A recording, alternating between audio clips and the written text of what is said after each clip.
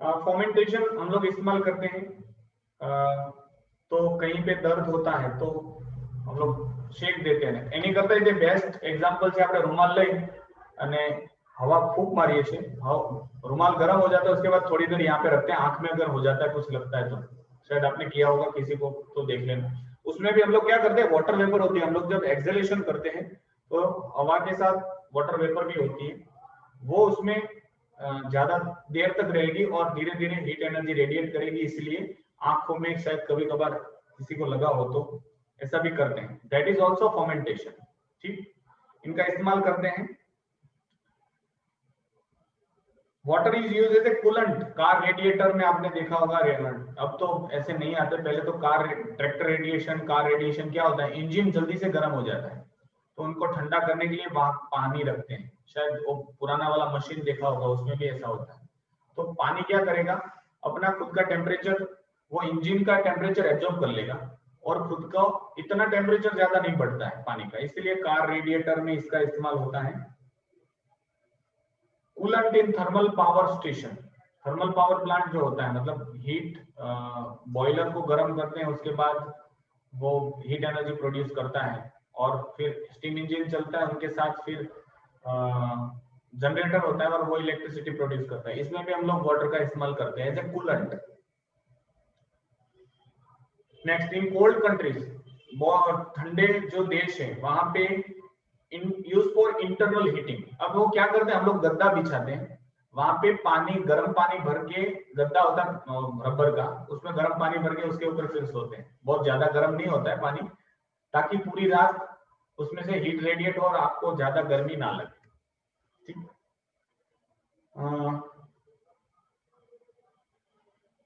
और पानी का गर्म और फर्नेस भी रखते हैं, वहां से धीरे धीरे पूरे रूम में गर्मी धीरे धीरे आती रहेगी, वो भी है।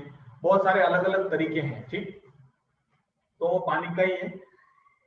एंड इसी का मेन रीजन है हमारा, तो चलो हम लोगों को तो भगवान ने सुप्रीम पावर बनाया है, ब्रेन कैपेसिटी सबसे ज्यादा है, इसीलिए हम लोग ये सारी चीजों से बच जाते हैं। हम लोग हीटर लगाते हैं, हम लोग एसी लगाते हैं ठंडी गर्मी का बैलेंस के लिए, लेकिन जो प्लांट और छोटे छोटे मतलब पेड़ पौधे हैं, इंसेक्ट है, एनिमल है, वो तो बॉडी का टेम्परेचर रेगुलेट नहीं कर पाते हैं एज वी डू। तो उनको भगवान ने, मतलब नेचर ने उनको वाटर एज ए सेल के अंदर 92% दिया है। 92% सबकी बॉडी में होता है, और बॉडी वेट में 60 to 70% बॉडी वेट जो है हमारा, वो पानी से बना हुआ है। फॉर एग्जाम्पल, अगर आपका 100 किलोग्राम वेट है, एग्जाम्पल दे रहा हूं, होगा नहीं किसी का मेरे सिवा, तो 70 केजी तो पानी है। ठीक, 70 केजी तो पानी है, 60 to 70 केजी। अगर आपका वेट 50 केजी है, तो वो तो बहुत सारे लोगों का होगा, तो आधा, मतलब 100 पे 70 केजी था, तो 50 पे 35 केजी तो पानी होगा। इसीलिए तो बोलते हैं जितना मैक्सिमम हो सके उतना पानी पिया करो। Maximum water 6 to 7 litre of water per day, शायद इतना कोई नहीं पीता होगा, क्योंकि that much be required to eliminate all your waste material. हाँ, हम लोग उनको एक्सक्रीशन के लिए, मतलब यूरिनेशन के लिए बार बार जाना पड़ेगा। That would be considered to be better than what the disease, मतलब अगर वो अच्छा है, 2-3 बार अगर यूरिनेशन के लिए जाना एक्स्ट्रा पड़े तो अच्छा है, क्योंकि अदरवाइज सारे जो वेस्ट मटेरियल है बॉडी में स्टोर अप होते हैं और it can cause many harm. बहुत सारे प्रॉब्लम्स है, आपको शायद पथरी के बारे में तो सबको पता है। That is the main cause of that is to drink less water. कम पानी पीने वाले, सॉल्टी वाटर का नहीं है। दूसरा रीजन ये है कि ज्यादा सॉल्ट वाला वाटर जो है, मतलब ऐसे कुछ रीजंस है। फॉर एग्जांपल, आप ये भाल प्रदेश आपने देखा होगा, बरवाड़ा, उसके बाद खंभात, वहां पे खारा पानी होता है। मैं भी वहां पे पढ़ा हूँ कॉलेज में, तो नॉर्मली वहां पे नए लोग जाते हैं, उनको पथरी हो जाती है, वहां के लोगों को नहीं होती। क्यों? क्योंकि वो पानी इतना क्षार, आपने जाने के ना, मतलब सॉल्ट वाला इतना ज्यादा है कि आप तो कुछ दिन तो पानी ही नहीं अच्छा लगेगा, बिस्लेरी की बोतल लेके ही पीना पड़ेगा, लेकिन थोड़े दिनों के बाद फिर सेटअप हो जाओगे तो कोई प्रॉब्लम नहीं। अगर आपकी बॉडी कॉप अप नहीं कर पाती है तो पथरी हो जाएगी, लेकिन वहां से जैसे अपने नॉर्मल एटमॉस्फेयर में आओगे आपका जहाँ पे, तो body is adapted to your birth place, जहां पे आपका जन्म हुआ है ना, वहां पे सबसे बेहतरीन बॉडी एडेप्टेड होती है। आप ट्रांसफर होके कहीं पे और जाओगे, फिर ज्यादा दिन वहां पे रहोगे ना, तो फिर सेटअप होगी, अदरवाइज आपकी बॉडी, इसीलिए घर पे आते हैं तो बहुत मजा, कहीं पे भी जाओ घूमने, कुछ दिन अच्छा लगता है, लेकिन वहां से फिर घर पे आते तो और अच्छा लगता है। क्यों? क्योंकि बॉडी विल टेंड्स टू मतलब अपने रेगुलर वर्क में आ जाती है। सो वाटर का ये भी चीज याद रखना, इसीलिए पानी एनिमल और प्लांट की लाइफ में बहुत इंपॉर्टेंट है। 70 to 90% बॉडी में पानी होता है, ठीक। तो बॉडी टेम्परेचर रेगुलेट करने में हेल्प करेगा। It is for the same reason है, इसीलिए हम लोग क्या करते हैं, समर में मिट्टी का, तो सब कंक्रीट जंगल हो गए हैं, पहले तो मिट्टी होती थी ना, मिट्टी में पानी छिड़कते थे, तो वेट जो गर्म मतलब सॉरी गीली मिट्टी है वो ज्यादा वाटर एब्जॉर्ब कर लेगी और हमारे यहाँ पे ठंडी हवा आएगी, ऐसा भी मानना था। इसीलिए डेजर्ट में बहुत ज्यादा हीट होती है समर में, और नॉर्मल मतलब जो एरिया है वहां पे इतनी हीट नहीं होती, क्योंकि सैंड जल्दी से गर्म हो जाती है, ठीक, क्योंकि उसका स्पेसिफिक हीट कैपेसिटी कम है। पानी का ज्यादा है, इसलिए सॉइल पानी पकड़ के रखती है तो ज्यादा हीट एब्जॉर्ब करेगी, फिर भी टेम्परेचर राइज नहीं होने देगा। नेक्स्ट, जब फोरकास्ट होता है कि वेदर फोरकास्ट फॉर फ्रॉस्ट, मतलब जो बर्फ गिरने वाली है, ऐसा अगर फोरकास्ट हो जाता है, तो जो अच्छे फार्मर होते हैं क्या करते हैं, रात को ही पानी पिला देते हैं अपने खेत में। तो क्या होगा, जब भी फ्रॉस्ट गिरेगी तो जमीन के अंदर वाटर होगा, वो हीट एनर्जी रिलीज करेगा, तो वहां पे बर्फ को जमने नहीं देगा, उनको पानी का पानी रखेगा, तो क्रॉप में कम से कम नुकसान होगा। तो दिस इज द रीजन, इसीलिए 1 ग्राम पानी liberate 4.2 joule of energy to become ice. तो पानी जो रात को पिलाया है, तो 1 ग्राम तो नहीं होगा, बहुत सारा होगा, वो सबका 4.2 मल्टीप्लाई करो तो कितनी हीट एनर्जी वो रिलीज करेगा। तो जो भी बर्फ गिरी हुई है या तो गिरने वाली है, वहां के एटमॉस्फेयर में गर्मी ज्यादा बढ़ा देगी, वो पानी की वाटर वेपर या तो पानी जो हीट एनर्जी रेडिएट करता रहता है, इसकी वजह से क्रॉप बच जाता है। उसके बाद बहुत सारे एग्जांपल दिए, some of the example of high और low heat capacity, thermal capacity. Why is the body of the calorimeter made from thin sheet of copper. ये अभी हम लोगों ने कैलोरीमीटर पढ़ा है, इसके अंदर जो है वो एक कैलोरीमीटर है, ये कॉपर का बना हुआ था, बहुत पतला होता है। क्यों ऐसा है?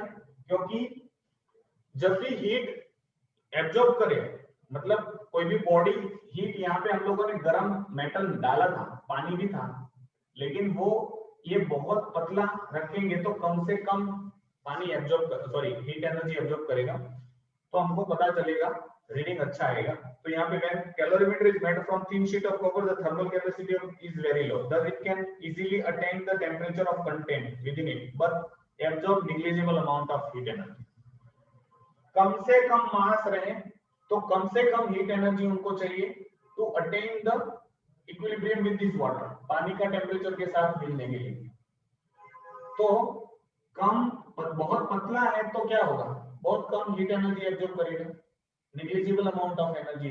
तो जो भी हीट एनर्जी है जल्दी से वो इनके जितना टेम्परेचर हो जाएगा। अगर आप सोचो कि 2 मीटर या तो ये सब एक 10 सेंटीमीटर जितना इनका थिकनेस ले लिया जाए, तो क्या होगा, यहां से ये जो भी हम लोगों ने मेटल डाला, कुछ भी डाला, वो जितनी भी हीट एनर्जी रिलीज करेगा, सारी हीट एनर्जी कौन एब्जॉर्ब कर लेगा, कॉपर, और टेम्परेचर राइज ही नहीं होगा।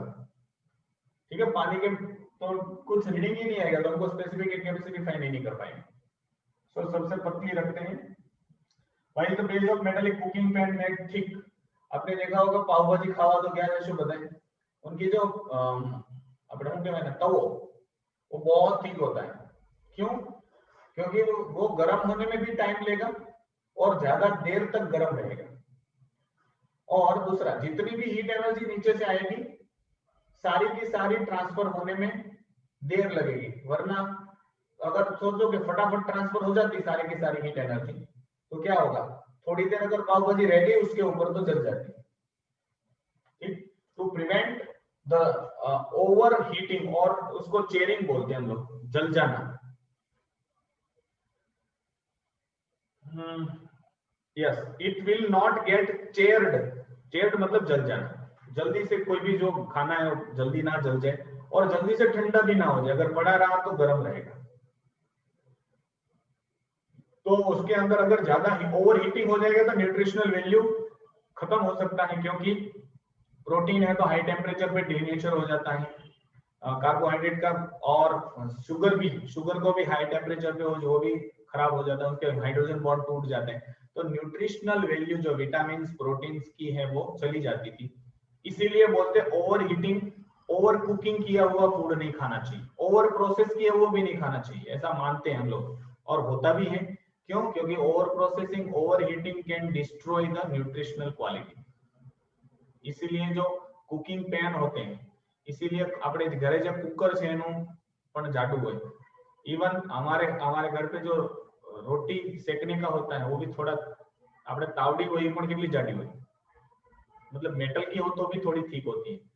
तो ऐसे बहुत सारी चीजें हैं, वो ज्यादा टाइम लेगी गर्म होने में। ઇલેક્ટ્રિક પ્રેસ, ઇસ્ત્રીનું જે નીચેનું આપણે જે નીચે જેનથી ઇસ્ત્રી કરીએ છીએ એનું નીચેનું બહુ થોડું જાડું હોય, बिकॉज ऑफ सेम वो, अब तो इलेक्ट्रिसिटी आ गई है, कंट्रोल पैनल में होता है, पहले की बात कर रहे हैं, वो पूरा जो होता है, आपने शायद लॉन्ड्री वाले भाई के पास देखा होगा, वो अंदर कोयला डालता, अब वो भी नहीं इस्तेमाल करता, वो तो इलेक्ट्रिसिटी इस्तेमाल करता है, पहले की बात कर रहे हैं। तो कोयला डालते हैं, फिर बंद करते हैं, ऐसा ऐसा हम लोग घुमाते हैं उनको। तो कोयला में जो हीट है वो धीरे धीरे, वो जो ठीक नीचे रखी होती बेस, उसमें धीरे धीरे रेडिएट होकर नीचे जाती है, और हम लोग उनको प्रेस करते हैं आसानी से, तो कपड़ा जल नहीं जाता।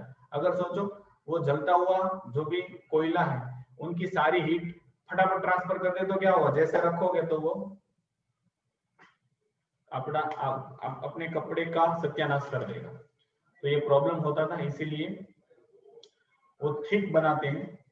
नाउ न्यूमेरिकल्स हम लोग स्टार्ट करते हैं, जितना हो सके उतना मैं ट्राई करवाऊंगा कि हो जाए, अब फिर नहीं हो पाता है तो फिर कोशिश, वैसे ट्यूशन का टाइम तो कंटिन्यू रखना है कि नहीं रखना है, मतलब कल से आपकी एग्जाम चालू हो रही है तो कल मैथ्स का आप खत्म कर दोगे, मैथ्स और इसके साथ आप जो भी सब्जेक्ट है, उसके बाद परसों किसका है, तो कंटिन्यू रखे तो फिजिक्स हो जाएगा। सर परसों तो हिस्ट्री और जियो का है, मतलब कितना आप रखना चाहोगे, 1.5 घंटे का या 1 आवर्स का या 2 घंटे का, कितना पॉसिबल है आपके लिए? 1 घंटे, 1 घंटे का रखना है सर, 1 ही घंटे रखना है? कब रखना है? कौन सा टाइम? 2 रखो। कौन सा टाइम आप बोलो, मतलब सर 2 रखो। आज रखना है सर। सर एक काम करना, हाँ 2:30 to 4 रख देना, रात को नहीं, सांझ को मत रखना, ऐसा करना। 2:30 ओके, 1.5 घंटे का रखते तो हो जाएगा आसानी से। और रात को फिर फिजिक्स मुझे प्रॉब्लम है, वो न्यूमेरिकल्स 2-3 दिन करने पड़ेंगे मुझे ऐसा लग रहा है। ठीक है, तो आज हम लोग स्टार्ट कर रहे हैं न्यूमेरिकल फटाफट। तो शायद 2 घंटे रखूंगा तो आप सो जाओगे, तो न्यूमेरिकल है तो सो नहीं पाओगे, लेकिन कल हम लोग 2:30 to 4 1.5 घंटे का रखते हैं, बाकी का जो वक्त बचता है उसमें आप दूसरे सब्जेक्ट वो जब संडे हो ना तब भी 1 घंटा ले ही लेने का। ऐसा है अभी संडे तो नहीं होगा शायद, तो पूरा हो जाएगा तब तो। वेकेशन में रखना है क्या? वेकेशन में तो 1-2 दिन तो रखूंगा, वेकेशन में रखना हम लोग साथ हो जाएगा। बरोबर, रेडी, कोई बात नहीं, रेडी, कोई बात नहीं। क्योंकि आपके सर जो हैं, जो भी हैं सर मैडम, नेटवर्क चला गया था, उड़ाते हैं हेलीकॉप्टर की तरह, इसीलिए मैं नहीं, मतलब हम लोग रेगुलर नहीं है, रेगुलर यहाँ पे होते तो आज दिवाली के वेकेशन में मैं आराम से बैठता, दिवाली के बाद तो सब प्रैक्टिस, क्योंकि दिवाली तक तो मैं वैसे ही कर देता था सिलेबस कंप्लीट, ये सारी चीजें हो जाती थी, फिर मैं अपने क्वेश्चन देता था, और 20 इयर्स के क्वेश्चन वाला जो सॉल्व करने का होता है वो बैठ के हम लोग करते थे, जहाँ प्रॉब्लम्स आती थी उनको हम लोग सॉल्व किया करते थे। तो वो प्रॉब्लम कोरोना की वजह से ज्यादा हो गई है। ठीक, चलो सर अभी हम लोगों को कल पहला कितने न्यूमेरिकल बजे का होगा? बोलो। कल कितने बजे का होगा? 2:30 से 4, 1.5 घंटे। शाम को नहीं होगा ना? नहीं फिर नहीं होगा, क्योंकि फिर आपको हिस्ट्री से जो भी 2 सब्जेक्ट हैं तो वो सिर्फ रीड करोगे तो भी नहीं पूरा होगा। ठीक, इसीलिए थोड़ा मेहनत किया करो, और करना ही पड़ेगा आपको, 4-5 दिन हैं तो थोड़ा लगा दो। चलो, how much heat energy is gain when 0.6 kg of water at 25 degrees and 25 degree is brought to its boiling point, और specific heat capacity joule 4200 joule. Sir वो क्यों करा रहे हो? हाँ, सोल्ड क्यों करा रहे हो? प्रैक्टिस प्रॉब्लम चालू कर दो। सॉल्व 1 2, चलो प्रैक्टिस प्रॉब्लम स्टार्ट करते हैं। सॉल्व में भी सेम थिंग्स है, और प्रैक्टिस प्रॉब्लम में भी सेम थिंग है। चलो हम लोग सीधा, तो सॉल्व आप बाद में कर लेना घर पे, मतलब प्रैक्टिस करना। प्रैक्टिस प्रॉब्लम ने क्या बोला? पहला है अ सॉलिड ऑफ मास, सारी चीजें लिखते रहेंगे हम लोग। प्रैक्टिस प्रॉब्लम 1 का फर्स्ट मास दिया है सॉलिड का 0.15 kg। अब यहाँ पे आपको क्या याद रखना है पता है? जब मास केजी में दिया हो तो उनका हीट कैपेसिटी केजी में होना चाहिए। ये तो चलो अच्छा है, ये वाला है। अगर पानी का दिया हो तो वहां पे थोड़ा फ्लक्चुएशन होता। ठीक, चलो मास दे दिया 0.15 kg। इनका टेम्परेचर चेंज हुआ है, टेम्परेचर राइज इन टेम्परेचर कितना आएगा? Rise in temperature 90 - 10, 80 degree rise हुआ, राइज इन टेम्परेचर ये। उसके बाद specific heat capacity of solid, specific heat capacity कितनी दी है? 390 जूल पर केजी पर ग्राम, सॉरी पर डिग्री सेल्सियस, मतलब आप समझ चुके हैं। तो कितनी हीट एनर्जी एब्जॉर्ब की होगी? तो heat energy absorb is equal to mc theta, rise in temperature है r, मास कितना है 0.15 into specific heat capacity 390, fall in temperature sorry rise in temperature 10 था 90 हुआ, कितना बढ़ा? 80। इनको मल्टीप्लाई करो, यहाँ पे मैं 100 कर देता हूं, ये 0 गया, ये 0 गया, मल्टीप्लाई करो, आंसर आए 15 39 8 4680, आंसर आ जाएगा 4680 जूल एनर्जी एब्जॉर्ब की होगी उस सॉलिड में, इतना टेम्परेचर बदलने में। समझ में आया सबको? हीट एनर्जी एब्जॉर्ब मतलब इतना होता है, इतनी हीट एनर्जी उन्होंने एब्जॉर्ब की होगी, तब जाके उनका 10 डिग्री से 90 डिग्री हो गया, मतलब 80 डिग्री टेम्परेचर बढ़ गया। इसका मतलब ऐसा है 10 डिग्री वाला पानी था, सॉरी कोई मेटल था, उसको हम लोग हीट देना चालू किया तो उसका टेम्परेचर 10 से 90 हो गया, मतलब 80 बढ़ गया। तो हम लोगों ने कितनी, इनकी स्पेसिफिक हीट कैपेसिटी 390 थी पर केजी, तो कितनी हीट एनर्जी दी होगी? 4680। चलो सेकंड देखो, प्रैक्टिस प्रॉब्लम 2, सेम मेथड से है। अ लिक्विड ऑफ मास, एक लिक्विड है जिनका मास है 0.2 kg, इनका टेम्परेचर 135 था और ठंडा हो गया, मतलब फॉल इन टेम्परेचर कितना था? 135, कहां पे पहुंच गया? 25, मतलब कितना कम हुआ? 110 डिग्री सेल्सियस। इतना गर्म था, इतना ठंडा हो गया। If the specific heat capacity of liquid, specific heat capacity 750 है जूल पर केजी पर सेंटीग्रेड, ठीक? Then heat energy given out, तो वो ठंडा हुआ तो उन्होंने हीट एनर्जी आउट दी होगी कितनी? आप ऐसा सोचो, चाय की प्याली थी जिसका टेम्परेचर 135 था, अब ठंडी एकदम पानी जैसी ठंडी हो गई, मतलब उन्होंने हीट एनर्जी लॉस की होगी। तो heat energy loss is equal to mc theta f, temperature fall हुआ 25 से 135 हुआ, इनका मास कितना था? 0.2, मतलब 2/10, c मतलब क्या है? Specific heat capacity 750 into fall in point temperature,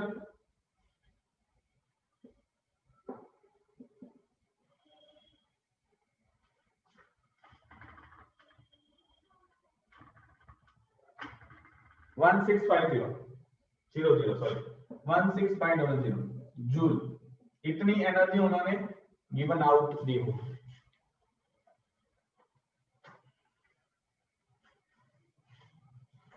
आया समझ में दोनों?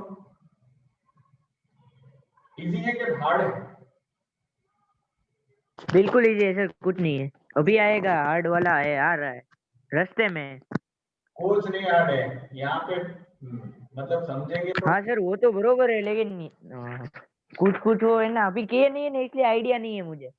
ऐसा शायद हो सकता है, लेकिन पता नहीं है अभी, नहीं हार्ड है किए तो नहीं है इसलिए मैं आइडिया बता नहीं। दूंगा कि भाई ये थोड़ा मुश्किल है। जैसे मैंने ट्रिग्नोमेट्री में बताया था, इक्वेशन ऑफ स्ट्रेट लाइन में बताया था, वॉल्यूम में बताया था, और हाइट एंड डिस्टेंस में बताया था कि थोड़ा मुश्किल है। ठीक, चलो हो गया सबका? किसी का कोई डाउट नहीं है ना कि सब लोग नाकोड़ा, मतलब आवाज आ रही है खर्राटे की, कौन कर रहा है ना, कि नाम दो किसी का? चलो कोई नहीं कर रहा है, चलो क्वेश्चन राज नींद आवे से, ऊँघ आवे से कोई नहीं तो पानी पी लो जाके। नींद आती है तो हम लोग क्या करें? चलो question number, sorry practice problem 2, 0 point, practice problem 2 का फर्स्ट 0.80 ग्राम सॉरी केजी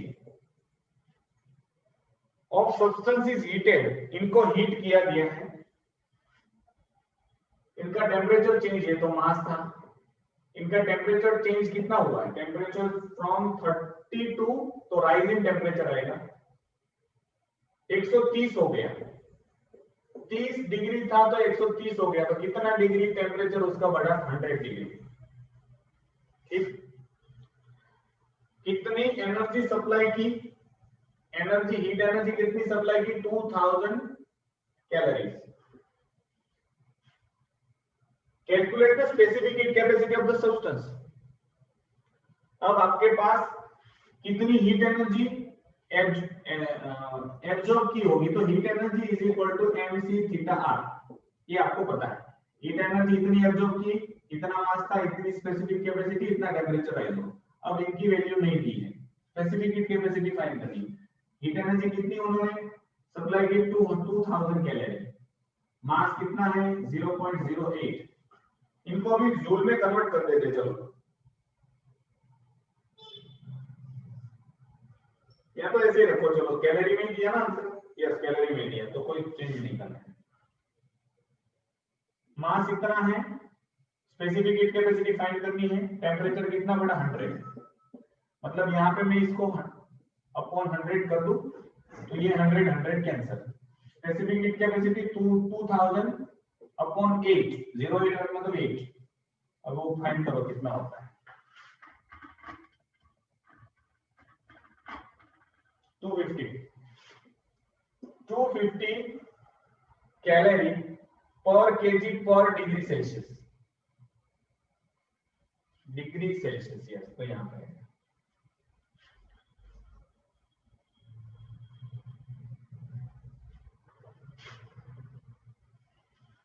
प्रैक्टिस प्रॉब्लम 2 का सेकेंड,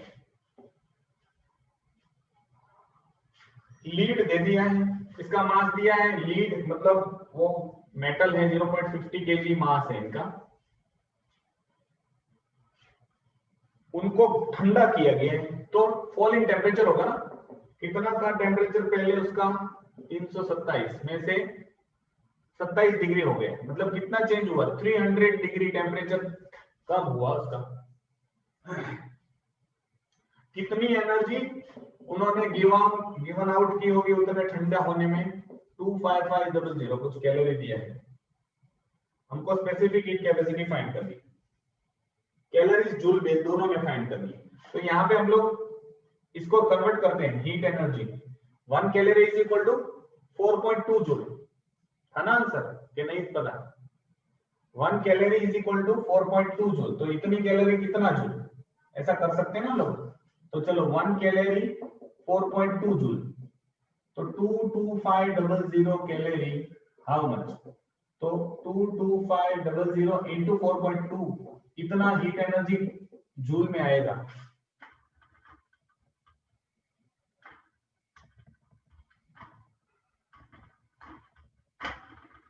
$94500। ठीक, heat energy is equal to mc theta f।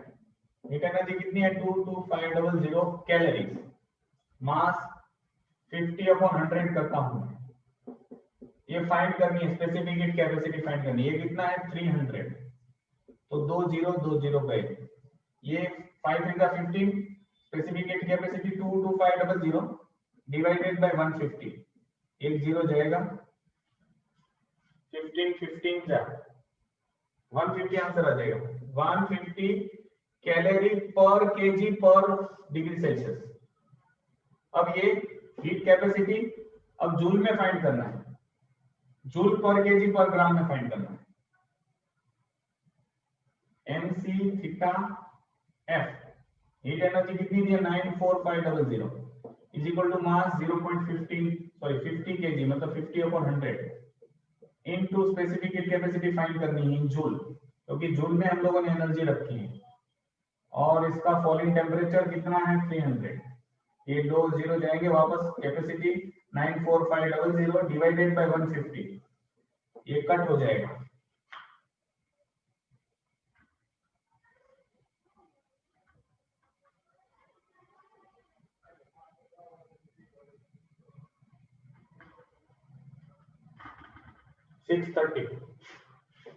Six thirty joule पर केजी पर ग्राम, सॉरी पर डिग्री सेल्सियस।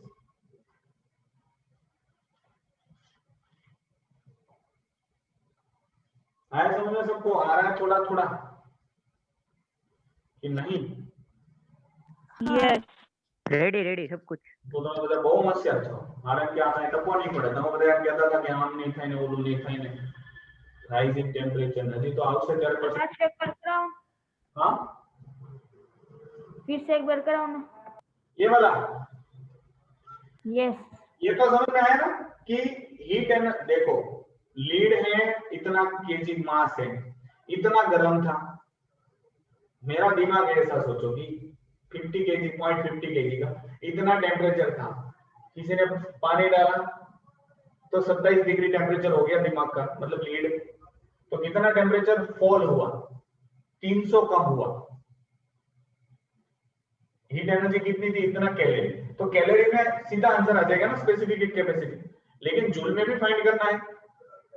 तो कैलोरी का जूल कन्वर्शन क्या है, 1 कैलोरी 4.2 जूल, तो 2500 कैलोरी कितने जूल, तो इतने जूल। इतनी जूल हीट एनर्जी उन्होंने गिवन आउट की होगी, उसका मास, उसकी हीट कैपेसिटी और उसका चेंज इन टेम्परेचर। फिर कैलकुलेशन। सर 327 डिग्री सेल्सियस पे आपका दिमाग नहीं मेरा दिमाग रख डालो, मेरा दिमाग चला जाएगा उतने तक आराम से। चलो फ़ारेनहाइट नहीं, और केल्विन बोलो, केल्विन तो आ जाएगा। ठीक है, केल्विन तो हो सकता है ना, 100 डिग्री पे था 300। हाँ वो हो सकता है, ओके जाने दो उसको, जो भी निकल। 273 हो सकता है वो। अभी उसका उल्टा भी आ सकता है। देखो यहाँ पे हीट एनर्जी अगर जूल में दी है तो कैलोरी में भी हम लोग कन्वर्ट कर सकते हैं। ठीक है, चलो लास्ट प्रैक्टिस प्रॉब्लम एक कर लेते हैं, उनके बाद जो भी है हम लोग शाम को मिलते हैं। ठीक, इसको मैं समेटता हूं। चलो आज के दिन 2 घंटे होगा, मतलब शाम को भी होगा, कल से 2.5 से 4 1.5 घंटा, और एज अर्ली एज पॉसिबल आ जाना, जैसे ही मतलब लिंक आ जाए। अब प्रैक्टिस प्रॉब्लम थर्ड का first, 272 calories of the heat is required. Practice problem 3 का फर्स्ट, कितना एनर्जी रिक्वायरमेंट है 272 कैलोरीज, किसके लिए? मास 0.02 केजी मेटल जिनकी स्पेसिफिक हीट कैपेसिटी 170 कैलोरी और kg पर डिग्री सेल्सियस है। टू टेम्परेचर T, उनका टेम्परेचर T बढ़ाने के लिए फ्रॉम, तो टेम्परेचर चेंज कितना हुआ है, पहले 20 डिग्री था, अब T हो गया। T मतलब कितना,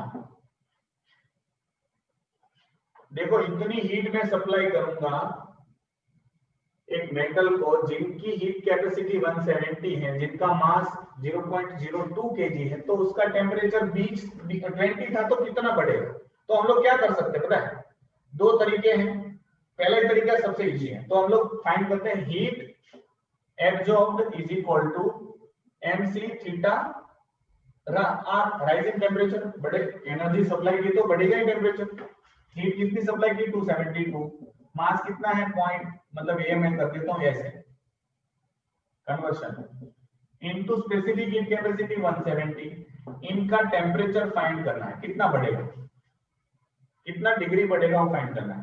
1 0 गया, अब ये सब यहाँ पे आ जाएगा, theta R is equal to, मैं उसको वहां पे रखता हूँ 272 इनटू, हाँ ये क्यू आर और क्यू एफ में क्या डिफरेंट होता है? पानी आपने रखा हीट करने के लिए, तो पहले 25 डिग्री टेम्परेचर था, अब गर्म करोगे तो क्या होगा, उसका टेम्परेचर बढ़ जाएगा। दैट इज क्यू आर, कितना टेम्परेचर बढ़ेगा। मैंने इतनी हीट दी उस मेटल का जिसका मास ये है, स्पेसिफिक कैपेसिटी है इतना, मतलब इतनी हीट मैंने सप्लाई की, तो कितना टेम्परेचर बढ़ेगा वो फाइंड करना था। अब इसके प्रीवियस एग्जांपल में क्या था, 370 डिग्री टेम्परेचर वाला लीड का गोला था, वो गर्म था, तो उनको हम लोगों ने ऐसे ही रख दिया, तो क्या करेगा वो, हीट एनर्जी रेडिएट करेगा, तो उसका टेम्परेचर क्या होगा, घटेगा। हाँ, तो दैट इज थीटा एफ। पहले 327 टेम्परेचर था, 27 हो गया, तो कितना फॉल हुआ था, 300। ओके, तो यहाँ पे भी हमको बोला कि इतनी हीट दूंगा जिनका मास 0.02 है, जिनकी स्पेसिफिक, हाँ हीट एब्जॉर्ब करता है तो थीटा आर और गिवन आउट करता है तो थीटा एफ। मतलब ऐसा आप सोच के मत रखो कि ये, मतलब आप दिमाग में ऐसा लगाओ कि मैं इतनी हीट एनर्जी उसको सप्लाई करूंगा तो क्या होगा, उसका टेम्परेचर राइज ही होगा, ऐसा दिमाग में रखो। थीटा आर मतलब राइजिंग टेम्परेचर, या तो आर रखो तो राइज हो रहा है, एफ रखो तो फॉल हो रहा है, ऐसे ही करो। ओके, थोड़ा सा कंसेप्ट रखो कि एनर्जी सप्लाई कर रहे हैं तो टेम्परेचर बढ़ेगा, एनर्जी वो दे रहा है हमको तो टेम्परेचर उनका घटेगा। चलो, राइजिंग टेम्परेचर थीटा आर, तो सॉरी ये हो गया, ये 10 हो गया। अब डिवाइड में क्या आएगा, 2 × 70, 2 से जाएगा 136, ओके आएगा नहीं कि नहीं, 136 के टेबल में आता है क्या, 17 के, यस आता ही है ना सर, 80 आंसर आएगा, 80 + 20 = 100। तो पहले 20 था, अब कितना हो गया, 80, तो अब फाइनल टेम्परेचर क्या होगा, 20 + 80 मतलब 100 डिग्री टेम्परेचर अभी उसका होगा। पहले 20 डिग्री टेम्परेचर पानी सोचो आप, ये मत भूल, पानी का टेम्परेचर 20 डिग्री था, कहां दिया, उसको मैंने इतनी हीट सप्लाई की तो उसका टेम्परेचर बढ़ के 20 तो था ही, कितना बढ़ा उसका, 80 डिग्री बढ़ा, हम लोग ऐड करेंगे 80 तो 100 हुआ, ठीक। तो आज का हाँ बोलो, अगर फॉल हुआ होता तो माइनस करते ना, हाँ तो माइनस करते, वेरी गुड। लो ऐसे आएगा ऐसे क्वेश्चन आएंगे कि टेम्परेचर इतना है, उसको इतना हीट गिवन आउट, अगर ऐसा बोला होगा कि इतने, इसी एग्जांपल में समझा देता हूं, देखो 200 डिग्री टेम्परेचर है, इतना हीट उन्होंने गिवन आउट किया, इतना मास है, इतना स्पेसिफिक हीट कैपेसिटी है, तो हमको पता चला कितना ये रहा, कितना डिग्री उसका कम हुआ होगा, 80, तो पहले 200 था तो अब कितना हो गया होगा, 120 आया समझ में, तो माइनस किया है, तो वो याद रखना है। बाकी कोई प्रॉब्लम? प्रॉब्लम ही प्रॉब्लम, कुछ नहीं है, अच्छा है, इजी है, और ऐसा मतलब बोलना भी नहीं कि हार्ड है। अगर बोलोगे हार्ड है तो हार्ड लगेगा, एक बार कन्विंस हो जाओगे कि इजी है तो इजी हो जाएगा। ठीक, चलो तो आज का लेक्चर हम लोग यहाँ पे खत्म करते हैं। अभी शाम को 6:15 बजे, 6:15 to 7:15, ठीक, शायद ज्यादा कवर हो जाएगा आज 2 दिन में। एक और भी उसमें टॉपिक बचा है, चेंज ऑफ स्टेट फेज, वो तो बहुत इजी। लेटेस्ट हीट वाला तो आपने शायद पता हो, नहीं है तो पता करेंगे हम। चलो, थैंक यू।